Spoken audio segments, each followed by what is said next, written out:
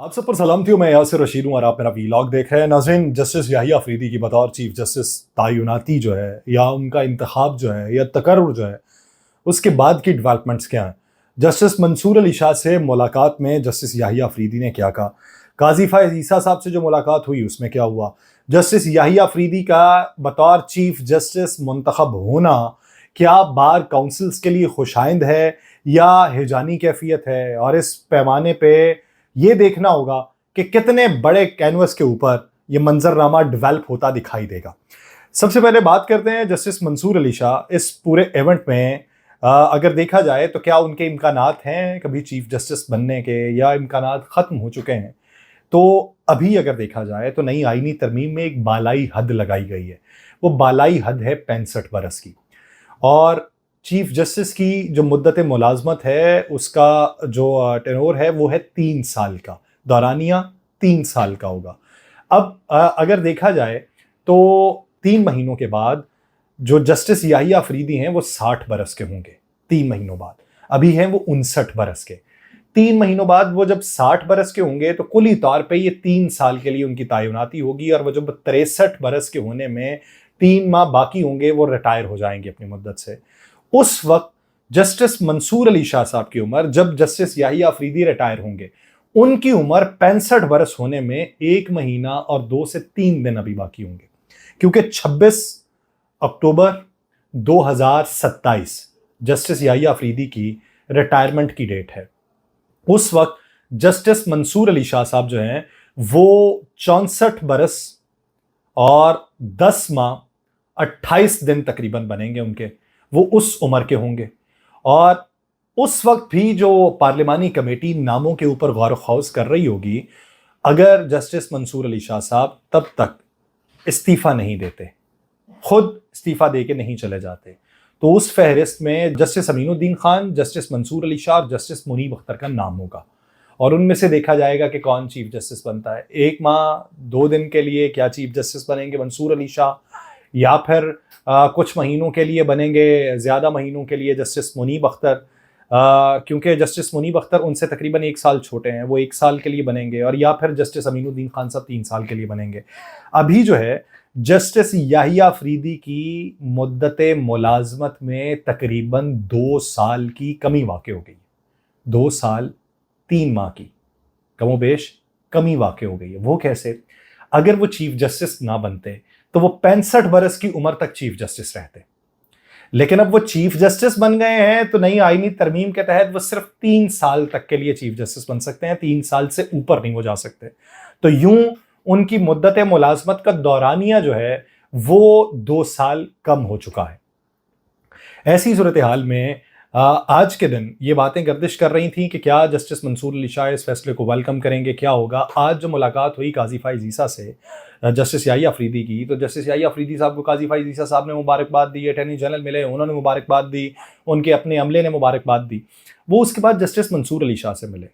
कुछ ज़रा ये बताते हैं कि जस्टिस मंसूर अली शाह से जब मिले तो दोनों मुस्कुराए, क्योंकि दोनों पुराने दोस्त हैं। पुराने दोस्त कैसे?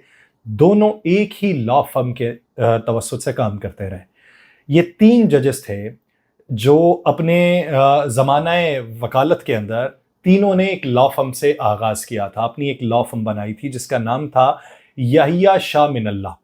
यानी जस्टिस याहिया अफरीदी, जस्टिस मंसूर अली शाह और जस्टिस अतर मिनल्ला, इन तीनों ने एक लॉ फर्म से अपनी वकालत को आगे बढ़ाया था। तो ये पुराने दोस्त हैं। बात ये भी हो रही थी कि जस्टिस याहिया अफरीदी के चीफ जस्टिस बन जाने पे दोस्तों में दरार पड़ जाएगी, और उसकी तौजीहात ये बयान करते थे कि देखें काजी फायज ईसा से कितनी पुरानी दोस्ती थी हामिद खान साहब की, लेकिन हामिद खान साहब और अब काजी फायज ईसा के दरमियान किस तरह का मुकालमा होता है सभी को मालूम है। लेकिन एक बात ये कि वो वकील हैं, वो जस्टिस हैं, ये दोनों ही जस्टिस साहिबान थे, और जस्टिस साहिबान यानी हैं, तो उनके दरमियान दरार पैदा होने के इम्कानात जो थे वो मादूम थे। आज दोनों ने मुस्कुरा के एक दूसरे को देखा।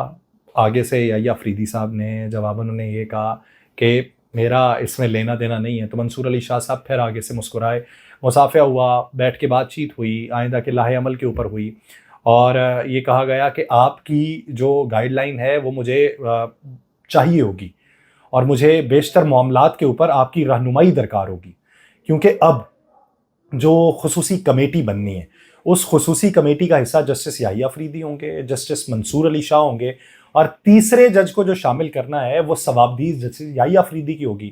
لیکن اب دیکھنا یہ ہے کہ جسٹس یحییٰ افریدی تیسرے جج کو شامل کرنے کے لیے اس میں مشاورت میں منصور علی شاہ صاحب کو شامل کرتے ہیں یا نہیں کرتے۔ ابھی تک بادی النظر میں تو یہی دکھائی دے رہا ہے کہ وہ اس بات پرعزم ہے کہ وہ ان کو شامل کریں گے۔ اب یحییٰ افریدی صاحب کے چیف جسٹس بن جانے پہ مختلف بارز کی طرف سے جو خیر مقدم کیا جا رہا ہے اس فیصلے کا، تو بہت سارے لوگ کہتے ہیں حکومت یہ خبریں چلوا رہی ہے، یہ ایسا نہیں ہے۔ جسٹس یحییٰ افریدی ایک اپرائٹ جج ہیں۔ یہ بات الگ ہے کہ منصور علی شاہ صاحب کے چیف جسٹس نہ بننے پہ بہت سوں کو اعتراض ہے۔ انہیں جسٹس یحییٰ افریدی کے کردار کے اوپر کوئی اعتراض نہیں ہے، انہیں طریقہ کار کے اوپر اعتراض ضرور ہے اس تعیناتی پہ، لیکن کردار پہ اعتراضات نہیں ہیں، اور پاکستان تحریک انصاف کو بھی اعتراض نہیں ہے۔ پاکستان تحریک انصاف نے جسٹس یحییٰ افریدی کے بارے میں کبھی کوئی بات نہیں کی، اس لیے کہ جو فیصلہ سنایا گیا تھا مخصوص نشستوں کا، اس میں جسٹس یحییٰ افریدی کا ایک اختلافی نوٹ تھا۔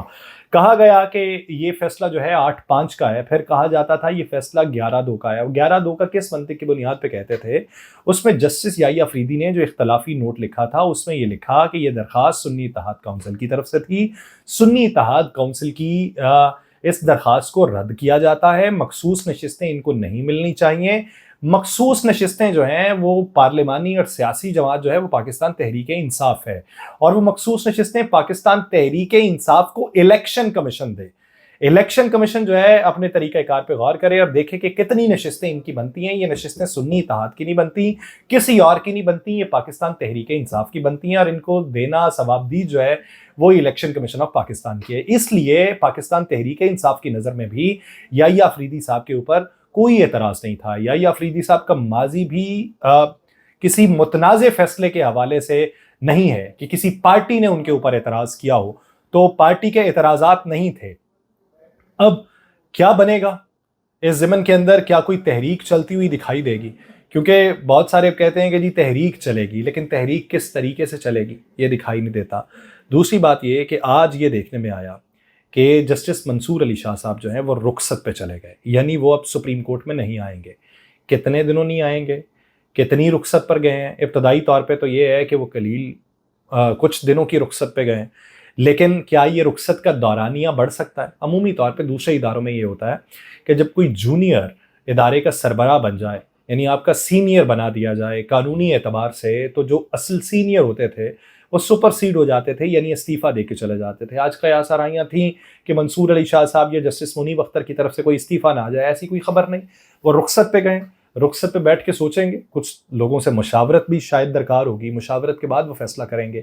لیکن بادی نظر میں یہ دکھائی دیتا ہے کہ رخصت پہ جانا ان کا سود مند فیصلہ ہوگا، تاکہ کچھ دنوں کے لیے دماغ کو ریلیکس کیا جا سکے، اور اس کے بعد وہ پھر واپس آئیں گے۔ اب اس میں جسٹس یحییٰ افریدی کے کردار کا بڑا عمل دخل ہوگا کہ وہ آنے والے دنوں کے اندر جو ہیئرنگ ہیں اور جو بینچز کی تشکیل ہے اس پہ جسٹس منصور علی شاہ کو کتنا ساتھ لے کے چلتا ہے۔